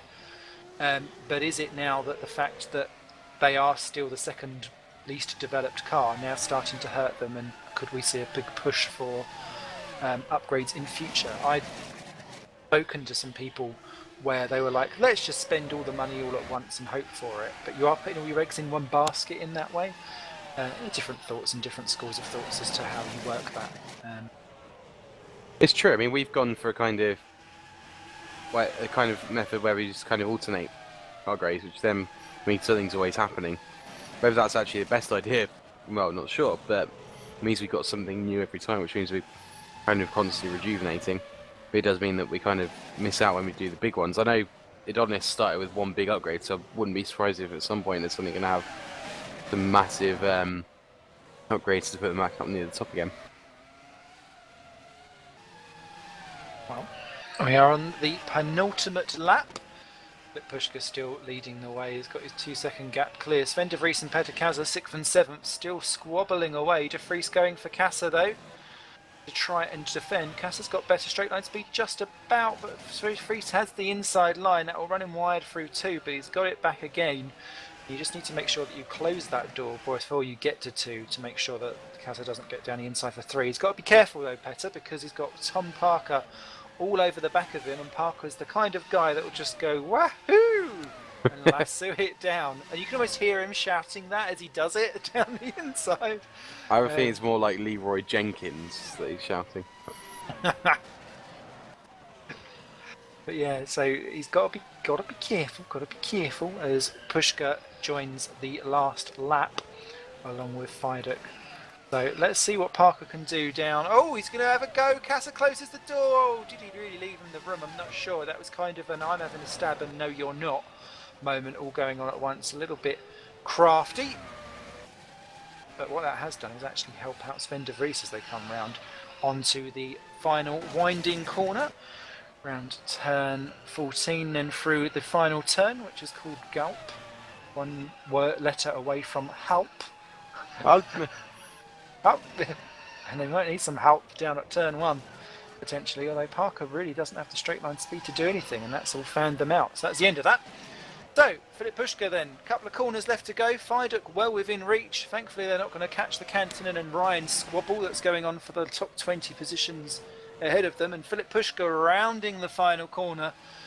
Well, he's had seconds, he's had thirds, and this time around, Philip Pushka is going to take his maiden win for 2015 and for Super League. Philip Pushka wins for Vodball Racing at the Portimao Grand Prix of Portugal. Fantastic result for Vodball. Top car, top driver, top result. Philip Pushka wins then. David Fidek grabs second for Hawkeye Racing. They'll be delighted with that. Augustin Canapino rounds the final corner, and he will be delighted to grab his third podium of 3 finishes. Oh, how he ruled that disconnect in Bahrain. But that puts him still in at the championship hunt very much so. Jordan Weeks comes across for 4th position, and he will be absolutely delighted with that, following on from his great 5th in Bahrain.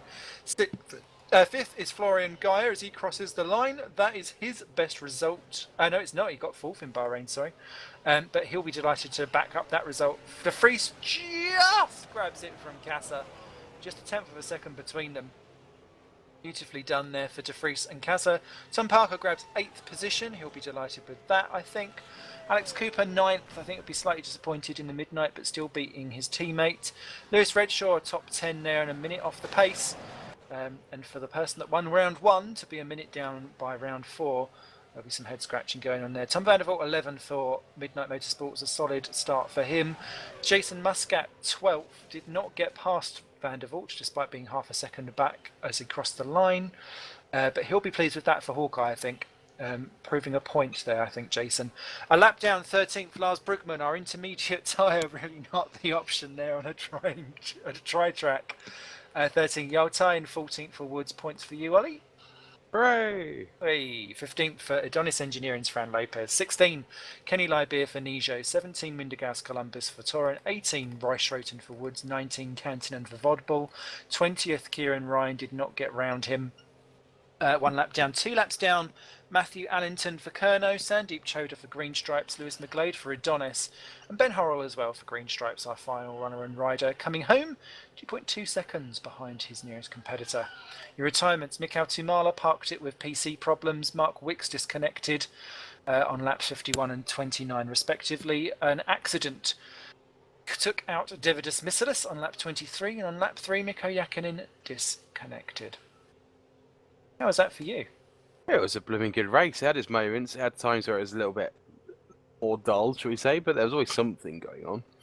Be it the starts, be it the fighting between Gaia and Canapino and Target Boys. Yeah, really good race. I really enjoyed that. Grandioso. And thank you as well to cameraman extraordinary Thomas Hinss, who has had to battle many a technical problem to bring this broadcast to you. So apologies if it's a bit rough around the edges, but we tried our best, and our best we did try.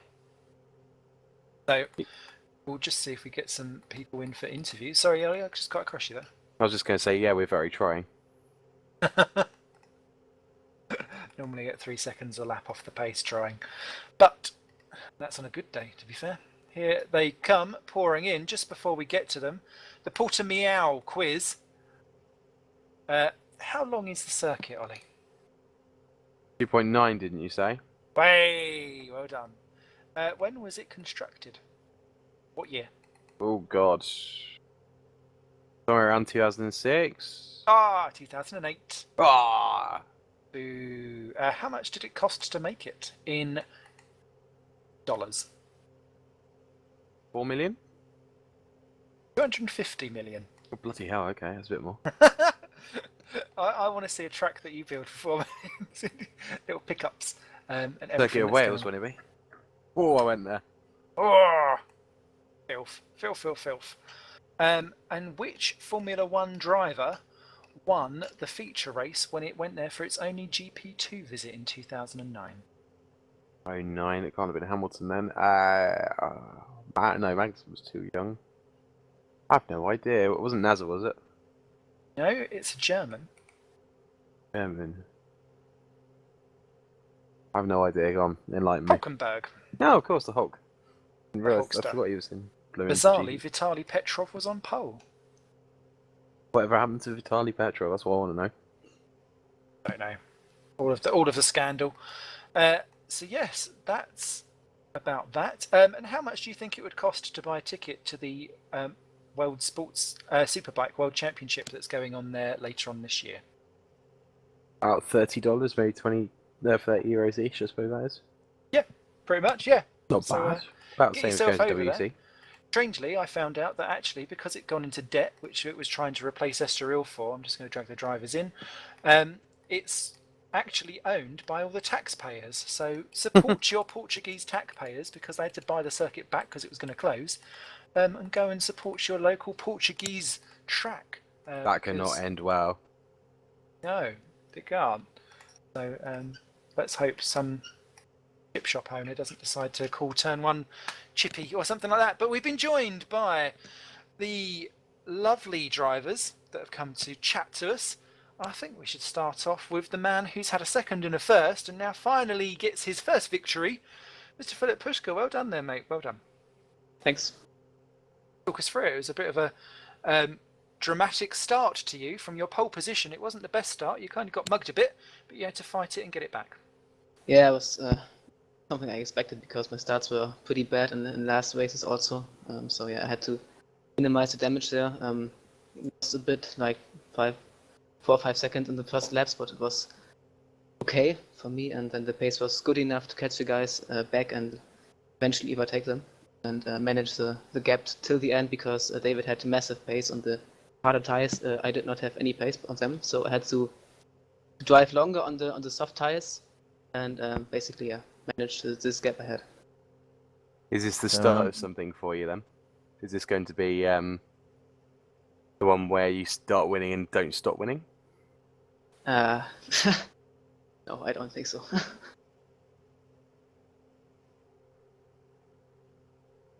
Well, love a question here. Just yes, cameraman speaks. Sorry, I haven't spoken during the broadcast. Been trying to handle these technical issues. But question for you, Philip. What do you think of the Portimao circuit? Because of course, it's not on the usual calendar. It's not on the F1 calendar of today. So it's a bit of a sort of off to the side, different track. What are your thoughts on? I don't really like it, to be honest, but that's probably my own taste of let's say taste of tracks I like. So down to me, I guess. I think it's a good track, but it's not something for me. I enjoy driving, but yeah, I was pretty fast around here, so I had to maximize my pace, and I did that today. Good deal. Okay. Thank you very much, Philip, for that one. We shall probably dive back to you in a second. We then have Monsieur Fiduk, who just doesn't seem to want to get off that podium. Now he's back on it again. So, how was that for you? Because that was a meteoric start off the line. These guys are getting too young for me. I'm feeling my age. Like, when the lights ain't even gone off, like you're on the warm-up lap and you can fill a bath with the amount of sweat you have, then you know something's wrong. But Nice. yeah, well, quality was poor again. For some reason, I'm gonna have to work hard at it because every time we get to quali, I'm always 2-3 tenths off my best, and it's costing me. But luckily, my starts have been good, like you just said. It's actually a mistake. I did something different, which I won't tell because hopefully it'll work for me next race as well. But yeah, got into P1 and built a gap on the first lap. Alex was really quick, or I was just really nervous on the first stint, and just kept him back for the first stint. And then after the pit, Alex went off, I think. And then Pushka started gaining. He had mega pace on the options. But I knew if I could keep with him until the end, then the primes would work better for my car, which they did. And I was closing and closing, but because we haven't updated dirty air on our car, the back markers, even though they were 1.52 seconds ahead, were just costing so much time. But yeah, apart from that, I'm really, really happy for the start of the season, considering the car we've got at the moment. Vodball are quicker, so are Nords at the moment. So to get P2 and have the fastest lap and be pushing the leader that hard feels really good. Where do you reckon you go from here? Is it something that can be closed, that gap, with a bit more development? Is there more coming in the next race? I think we got a bit in the next race, yeah, and then a bigger one for Monaco. But yeah, it's hard to work out how the development's going because obviously teams have different patterns every 2-3 races or every 2.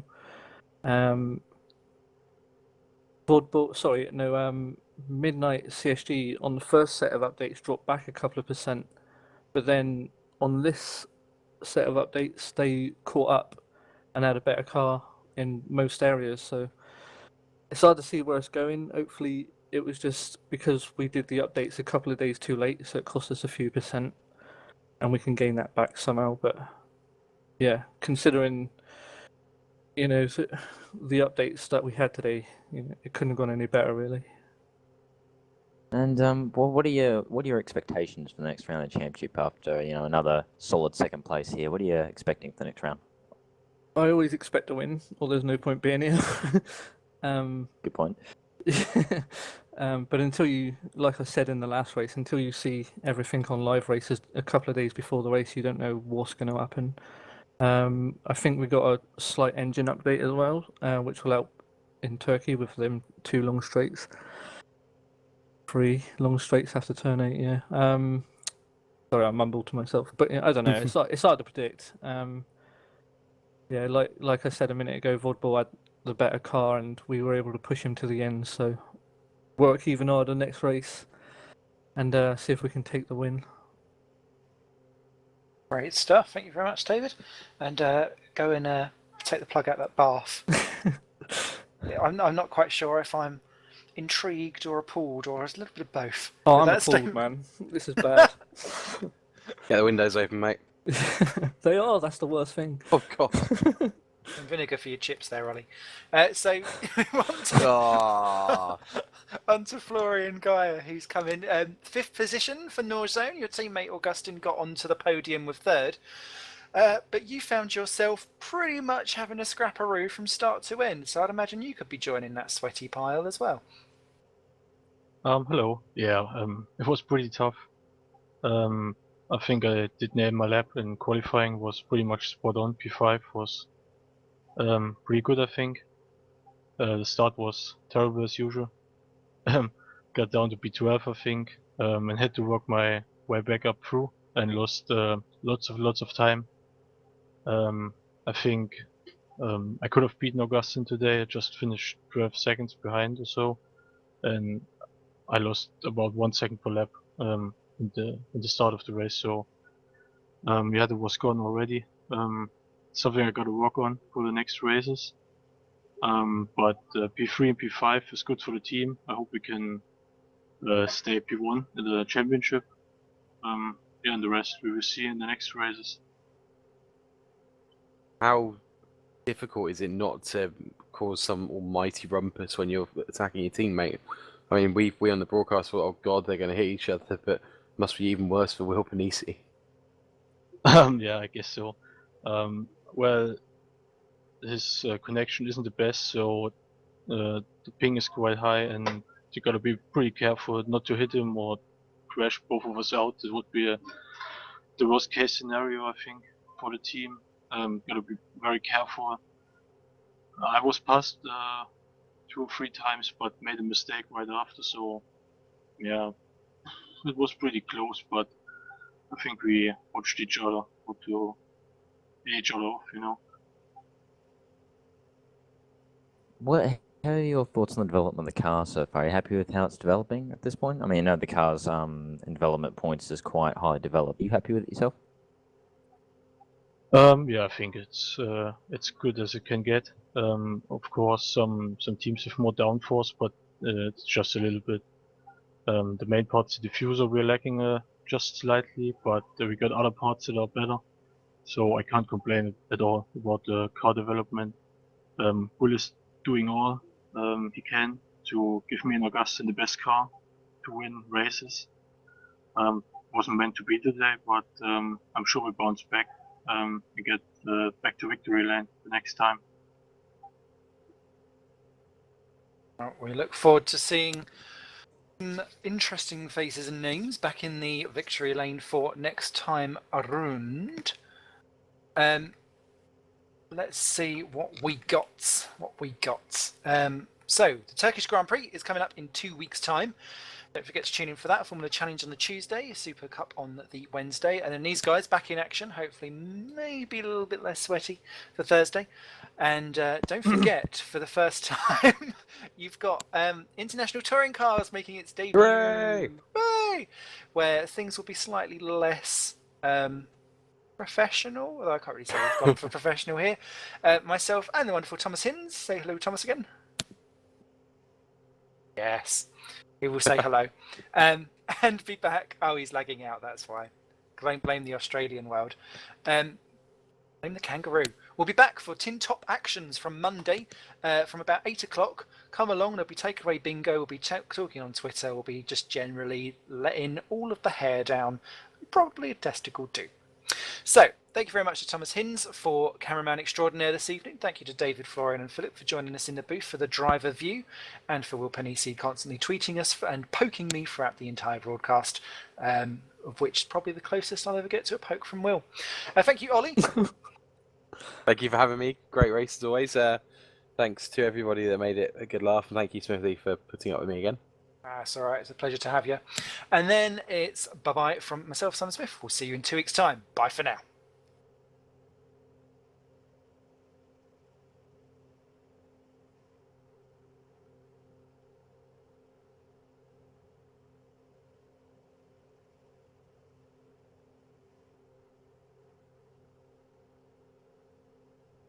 I'm here, just hang on. Lagging at broadcast end. Alrighty then. Hang on. We're still going, but hang on. Oh my. Sorry.